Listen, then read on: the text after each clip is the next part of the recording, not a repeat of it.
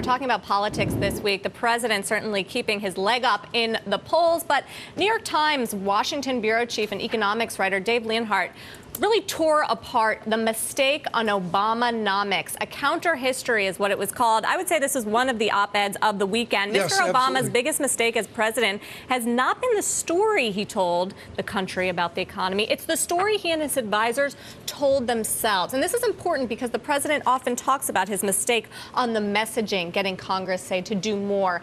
But really, Dave dives into the whole Rogoff-Reinhardt history lesson. And he mentioned Barry Eichengreen as well. And yeah. the Eichengreen-O'Rourke, which was Project Syndicate, back then showed how deep the global downturn was.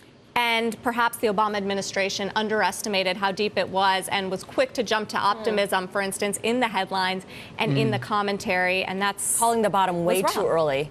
Yeah, definitely. Well, speak of misdiagnosis, a scathing assessment of where the Federal Reserve, meantime, has gone wrong from Stephen Roach of Yale University. He says the Fed misdiagnosed the ailment as an ordinary cyclical downturn and prescribed experimental treatment with unknown, potentially devastating side effects.